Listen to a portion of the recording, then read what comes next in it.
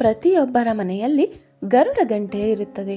ಮುಂಜಾನೆ ಪೂಜೆಯ ಮೂಲಕ ದೇವರನ್ನ ಎಬ್ಬಿಸುವುದರಿಂದ ಹಿಡಿದು ರಾತ್ರಿ ದೇವರಿಗೆ ನೈವೇದ್ಯವನ್ನ ಅರ್ಪಿಸಿ ಮಲಗಿಸುವವರೆಗೂ ಗಂಟೆಯನ್ನ ಬಾರಿಸಲಾಗುತ್ತದೆ. ಅದು ಮನೆಯ ದೇವರ ಕೋಣೆಯಲ್ಲಾಗಿರಲಿ ಅಥವಾ ದೇವಸ್ಥಾನಗಳಲ್ಲಾಗಿರಲಿ, ಜನರು ದೇವರಿಗೆ ಪ್ರಸಾದ ಅಥವಾ ಭೋಗ ಅರ್ಪಿಸುವಾಗ ಖಂಡಿತವಾಗಿಯೂ ಗಂಟೆ ಬಾರಿಸುತ್ತಾರೆ. ದೇವರಿಗೆ ನೈವೇದ್ಯವನ್ನ ಅರ್ಪಿಸುವಾಗ ಗಂಟೆಯನ್ನೇಕೆ ಬಾರಿಸಲಾಗುತ್ತದೆ ಎಂಬುದು ಅನೇಕರಿಗೆ ತಿಳಿದಿಲ್ಲ. ಅಂತಹ ಪರಿಸ್ಥಿತಿಯಲ್ಲಿ ದೇವರಿಗೆ ಆಹಾರ ನೀಡುವಾಗ ಗಂಟೆ ಏಕೆ ಬಾರಿಸಲಾಗುತ್ತದೆ ಎಂಬುದರ ಕುರಿತು, ಎಷ್ಟು ಬಾರಿ ಗಂಟೆಯನ್ನ ಬಾರಿಸಲಾಗುತ್ತದೆ ಎಂಬುದರ ಕುರಿತು ಇಲ್ಲಿ ತಿಳಿದುಕೊಳ್ಳಬಹುದಾಗಿದೆ. ಗಂಟೆಗಳನ್ನೇಕೆ ಬಾರಿಸಲಾಗುತ್ತದೆ? ಪೌರಾಣಿಕ ಗ್ರಂಥಗಳ ಪ್ರಕಾರ ಗಾಳಿಯ ಅಂಶವನ್ನ ಜಾಗೃತಗೊಳಿಸಲು ದೇವರ ಮುಂದೆ ಗಂಟೆಯನ್ನ ಬಾರಿಸಲಾಗುತ್ತದೆ. ವಾಯುವಿನ ಈ 5 ಮುಖ್ಯ ಅಂಶಗಳೆಂದರೆ ವ್ಯಾನವಾಯು, ಉದಾನವಾಯು, ಸಮಾನವಾಯು, ಅಪಾನವಾಯು ಮತ್ತು ಪ್ರಾಣವಾಯು ಇತ್ಯಾದಿ. ಭಗವಂತನಿಗೆ ನೈವೇದ್ಯ ಅರ್ಪಿಸುವಾಗ ಗಂಟೆಯನ್ನ 5 ಬಾರಿ ಬಾರಿಸಲಾಗುತ್ತದೆ. ನೈವೇದ್ಯವನ್ನ ಅರ್ಪಿಸುವಾಗ ಗಾಳಿಯಲ್ಲಿನ 5 ಪಂಚಭೂತಗಳನ್ನು ಅಥವಾ ಪಂಚತತ್ವಗಳನ್ನ ಸ್ಮರಿಸಿಕೊಳ್ಳುವುದಾಗಿದೆ. ಈ ಸಮಯದಲ್ಲಿ ಗಂಟೆ ಅಥವಾ ಕಂಸಾಳೆಯನ್ನ 5 ಬಾರಿ ಬಾರಿಸಿ ದೇವರಿಗೆ ಭೋಗವನ್ನ ಅರ್ಪಿಸಲಾಗುತ್ತದೆ. ಗಂಟೆಯನ್ನ 5 ಬಾರಿ ಬಾರಿಸುವುದರಿಂದ ದೇವರು ಮತ್ತು ಗಾಳಿಯ ಅಂಶವು ಜಾಗೃತಗೊಳ್ಳುತ್ತದೆ. ಇದರಿಂದ ನಾವು ನೀಡುವ ಪ್ರಸಾದದ ಪರಿಮಳ ಗಾಳಿಯ ಮೂಲಕ ದೇವರನ್ನ ತಲುಪುತ್ತದೆ.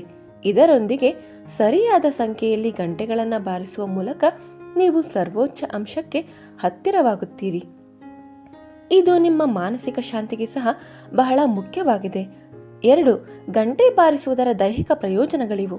ಗಂಟೆಯನ್ನ ಬಾರಿಸುವುದು ಕೇವಲ ಧಾರ್ಮಿಕ ಪ್ರಾಮುಖ್ಯತೆಯನ್ನು ಹೊಂದಿಲ್ಲ, ಆದರೆ ಇದು ಭೌತಿಕ ದೃಷ್ಟಿಕೋನದಿಂದಲೂ ಪ್ರಯೋಜನಕಾರಿಯಾಗಿದೆ. ಗಂಟೆಯನ್ನ ಬಾರಿಸುವ ಮೂಲಕ ಉತ್ಪತ್ತಿಯಾಗುವ ಶಬ್ದವು ವ್ಯಕ್ತಿಯ ದೇಹದ ಎಲ್ಲ 7 ಚಕ್ರಗಳನ್ನು ಸಕ್ರಿಯಗೊಳಿಸುತ್ತದೆ. ಜೊತೆಗೆ ಗಂಟೆಯ ಸದ್ದಿನಿಂದ ಮನಸ್ಸಿಗೂ ನೆಮ್ಮದಿಯ ಅನುಭವವಾಗುತ್ತದೆ.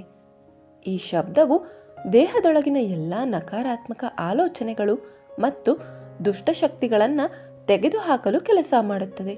ಆದ್ದರಿಂದ ಗಂಟೆಯ ಶಬ್ದವನ್ನ ಪವಿತ್ರವೆಂದು ಪರಿಗಣಿಸಲಾಗುತ್ತದೆ. ಗಂಟೆಯ ಸದ್ದು ನಿಮ್ಮಲ್ಲಿ ಆಧ್ಯಾತ್ಮಿಕ ಶಕ್ತಿಯನ್ನ ತುಂಬುತ್ತದೆ. ನೀವು ನಿರಂತರವಾಗಿ ಪೂಜೆ ಮತ್ತು ಗಂಟೆ ಬಾರಿಸಿದರೆ ನಿಮ್ಮ ಮನಸ್ಸಿನಲ್ಲಿರುವ ಕೆಟ್ಟ ಆಲೋಚನೆಗಳು ಧನಾತ್ಮಕವಾಗಿ ಬದಲಾವಣೆಯನ್ನ ಪಡೆದುಕೊಳ್ಳುತ್ತದೆ. ಯೋಗ ಮತ್ತು ಧ್ಯಾನ ಮಾಡುವವರಿಗೆ ಗಂಟೆಯ ಶಬ್ದವು ತುಂಬಾ ಮಂಗಳಕರವೆಂದು ಪರಿಗಣಿಸಲಾಗುತ್ತದೆ. ಯಾವ ಸಮಯದಲ್ಲಿ ಗಂಟೆ ಬಾರಿಸಬಾರದು? ಅನೇಕ ಜನರು ದೇವಸ್ಥಾನದಿಂದ ಹೊರಡುವಾಗ ಗಂಟೆ ಬಾರಿಸುತ್ತಾರೆ. ಅವರನ್ನು ನೋಡಿ ಇತರ ಜನರು ದೇವಸ್ಥಾನದಿಂದ ಹೊರಡುವಾಗ ಗಂಟೆಯನ್ನ ಬಾರಿಸುತ್ತಾರೆ. ಅದು ತಪ್ಪು. ವಾಸ್ತುಶಾಸ್ತ್ರದ ಪ್ರಕಾರ ದೇವಸ್ಥಾನದಿಂದ ಹೊರಡುವಾಗ ಗಂಟೆ ಬಾರಿಸಬಾರದು, ಏಕೆಂದರೆ ಹೀಗೆ ಮಾಡುವುದರಿಂದ ದೇವಸ್ಥಾನದ ಧನಾತ್ಮಕ ಶಕ್ತಿಯು ಅಲ್ಲಿಯೇ ಉಳಿಯುತ್ತದೆ. ಆದ್ದರಿಂದ ದೇವಸ್ಥಾನದಿಂದ ಹೊರಡುವಾಗ ಗಂಟೆಯನ್ನ ಬಾರಿಸಬಾರದು. ಬದಲಿಗೆ ನೀವು ದೇವಾಲಯವನ್ನ ಪ್ರವೇಶಿಸಿದಾಗ ಅಥವಾ ದೇವರ ಮುಂದೆ ನಿಂತುಕೊಂಡಾಗ ಗಂಟೆಯನ್ನ ಬಾರಿಸಬೇಕು.